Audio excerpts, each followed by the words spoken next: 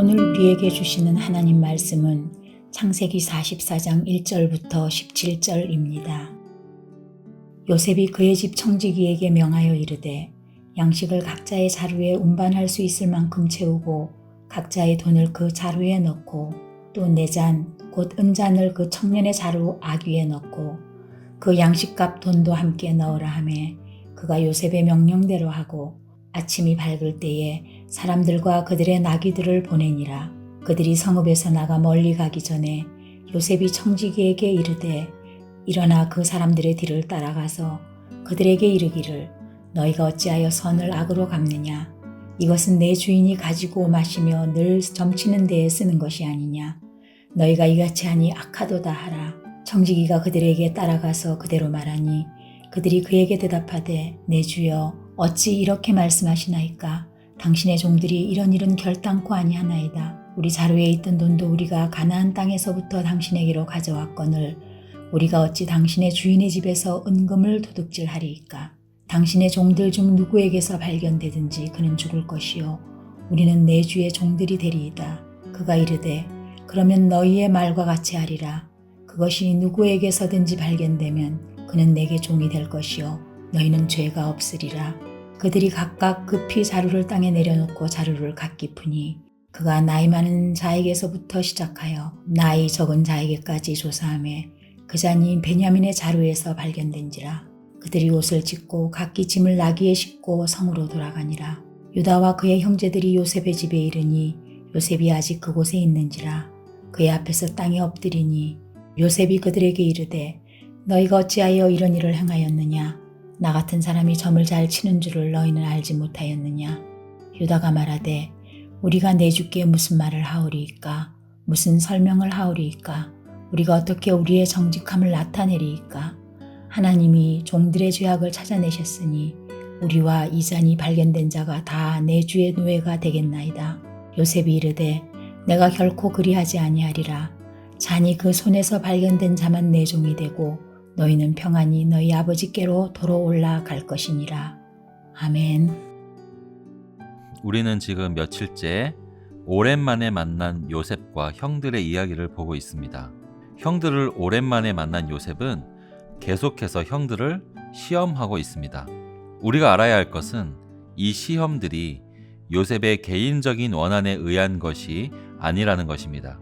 우리도 요셉처럼 누군가를 마음대로 시험해도 된다는 것을 의미하는 것은 결코 아닙니다. 이 시험들은 요셉을 통해 이루어지기는 하나 하나님의 구원의 경륜 가운데서 이스라엘 12지파를 이룰 자격을 시험당하고 있는 것이라고 이해해야 합니다. 하나님의 시험입니다. 이 시험을 요약하면 이 형제들이 과거의 죄를 뉘우치고 있는지 그리고 이 형제들이 참된 형제됨 그것을 이루고 있는지에 대한 시험입니다. 이전에 요셉이 팔려갈 때는 이 형제들이 순간의 시기심에 사로잡혀서 형제됨을 깨버린 것이죠. 인류 최초의 살인이었던 가인과 아벨을 기억하십니까? 그건 역시도 이와 비슷하게 시기심에 사로잡혀서 형제됨을 깨버린 것이었지요. 이처럼 형제됨, 형제끼리의 사랑은 죄로 인해 쉽게 공격받는 덕목입니다. 지금 우리에게는 이 형제라는 관계가 확장되었습니다. 한 하나님을 아버지로 둔 성도들, 특히 한 몸을 이루고 있는 우리 교회 식구들이 바로 형제 자매들입니다. 그래서 베드로후서 1장에는 이 형제 우애를 다루고 있습니다. 지식의 절제를, 절제의 인내를, 인내의 경건을, 경건의 형제 우애를, 형제 우애의 사랑을 더하라. 이처럼 형제끼리의 우애는 하나님 나라의 필수 덕목인데 이 요셉의 형들은 이 형제됨, 형제 우애를 회복했는가에 대해서 시험당하고 있다는 것입니다. 형제가 서로 사랑하는지를 여러분 어떻게 알 수 있을까요? 굉장히 쉽습니다. 웃을 때 함께 웃을 수 있는지, 그리고 울 때 함께 울 수 있는지를 보면 알 수 있습니다. 그것을 정말로 할 수 있으면 그게 바로 서로 사랑하는 형제간이죠. 그래서 어제 보신 43장에는 이들이 함께 웃을 수 있는가에 대한 시험이었습니다. 여러분, 요셉에게 베냐민은 마치 자기 분신과도 같습니다. 같은 어머니 라헬에게서 태어난 동생이며 아버지는 자기가 실종된 후에 아마 자기 대신에 베냐민을 지극히 사랑했을 것이기 때문이죠. 그래서 어제는 그 베냐민에게 잔치상에서 다른 형들에 비해서 5배나 많은 음식을 베풀었습니다. 저는 이것이 형들에 대한 시험이었다고 생각합니다. 예전에 채색 옷을 혼자 입었던 요셉을 시기했던 그 형들이 이제는 혼자 많은 음식을 누리는 막내 베냐민을 보면서 진심으로 사랑하고 기뻐해 줄 수 있는가? 그것에 대한 것이었죠.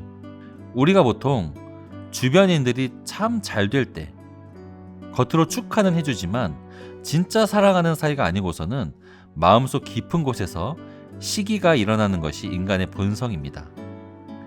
남의 행복을 슬퍼하고 남의 불행을 기뻐하는 것이 죄된 인간의 속성입니다. 아마 요셉은 베냐민에게 음식을 5배나 많이 베풀어 놓고선 형들의 안색을 계속 살폈겠죠. 형들이 시기심을 보이는지 아니면 진정으로 기뻐해 주는지 말이죠. 그러나 어제 보았듯 이 형들은 동생 베냐민이 특혜를 입었던 그 잔치를 진정으로 즐거워했습니다. 형제들은 함께 웃고 함께 울며 이뤄가는 형제됨의 시험 첫 번째를 잘 통과한 것입니다. 이제 오늘은 베냐민을 이용한 형제됨의 두 번째 시험, 한 명이 고난을 당할 때 함께 고난을 나눠줄 수 있는가, 그것에 대한 시험입니다. 이제 이 시험까지 통과한다면 야곱의 아들들은 요셉이 없었던 그 긴 시간 동안 참된 형제애를 회복한 것이라고 볼 수 있겠죠. 요셉은 형제들을 보낼 때 베냐민의 자루에 몰래 은잔을 넣어두고 보냈습니다. 그리고 나서 사람을 보내서 형제들에게 말하죠. 너희가 어찌하여 선을 악으로 갚느냐? 너희들이 어찌하여 은잔을 훔쳤느냐? 책망하죠. 당연히 영문을 모르는 형제들은 절대 그럴 리가 없다고 하면서 형제들이 목숨을 걸며 맹세를 합니다. 그렇게 나이가 많은 순서대로 차례로 자루를 검사합니다. 그런데 가장 마지막 자루, 즉 막내 베냐민의 자루에서 그 은잔이 나오게 되는 것이죠. 여기서 형제들의 마음은 무너졌을 것입니다. 사고를 친 것 같은 막내 동생이 굉장히 원망스럽기도 했지만 그보다 더 큰 마음은 진심으로 베냐민을 걱정하는 마음이었죠. 그래서 이들은 옷을 찢으며 억울하게 끌려가는 그 베냐민의 뒤를 따랐습니다. 이것은 과거의 요셉 사건에 있었던 일의 오마주라고 할 수가 있습니다. 과거에도 요셉은 억울하게 애굽으로 끌려갔었죠. 그때 형들은 요셉을 모른 척하고 요셉의 채색 옷을 찢었습니다. 그러나 이번에 베냐민이 억울하게 애굽으로 끌려가고 있습니다. 이때 형들은 얼마든지 베냐민을 모른 척할 명분이 있었습니다. 그럼에도 불구하고 베냐민을 모른 척하지 않고 자기들의 옷을 찢으면서 애굽으로 따라가고 있는 것이죠. 여기서 우리가 주목할 표현은 14절에 나옵니다. 유다와 그의 형제들, 유다와 그의 형제들이라는 표현입니다. 유다는 이 10명의 형제들 가운데 넷째 아들입니다. 장자도 아니고 또 차자도 아닙니다.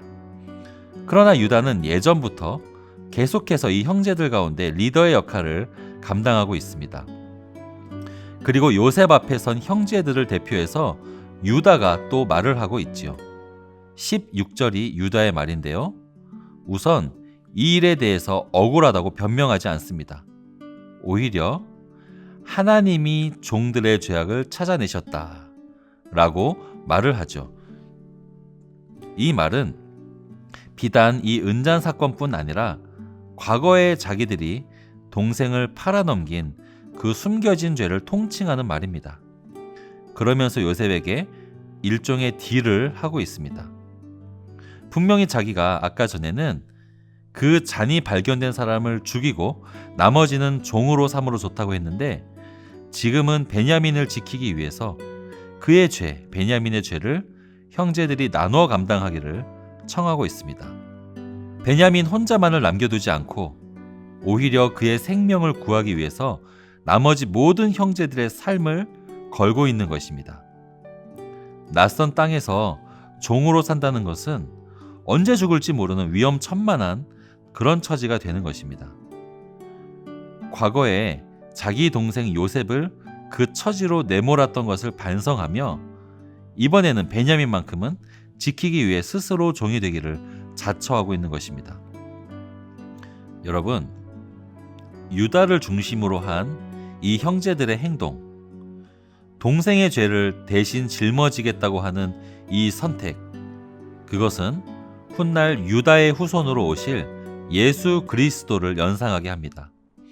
예수 그리스도는 우리의 죄를 대속하심으로 죄인된 우리를 하나님 아버지의 자녀가 되게 하지 않으셨습니까? 그와 똑같진 않지만 유다는 지금 어린 동생을 지키기 위해서 자기가 짓지도 않은 죄를 대신 대속하려고 하는 것입니다. 이런 유다의 적극적인 리더십과 형제 우애를 하나님께서 보시고 훗날 참된 대속자가 바로 예수 그리스도가 유다의 후손으로 오시도록 한 것인지도 모르겠습니다. 사랑하는 서문교회 성도님들, 이처럼 하나님께서 우리에게 보시고자 하는 모습은 형제를 사랑하는 모습입니다.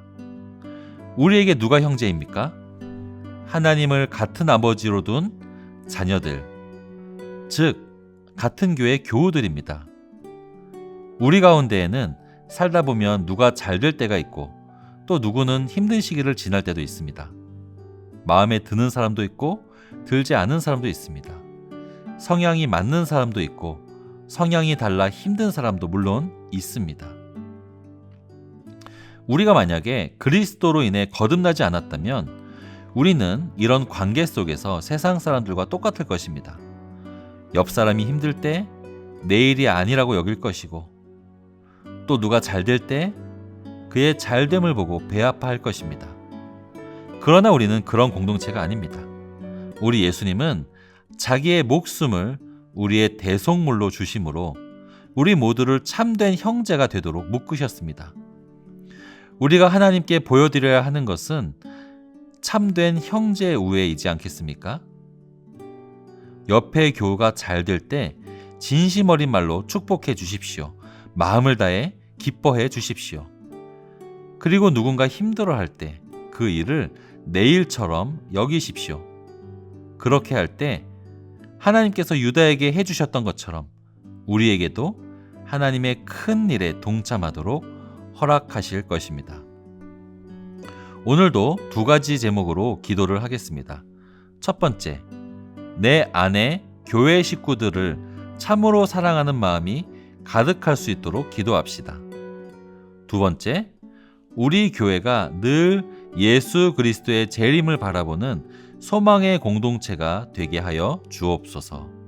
이렇게 기도하신 후에 개인의 기도를 하시도록 하겠습니다.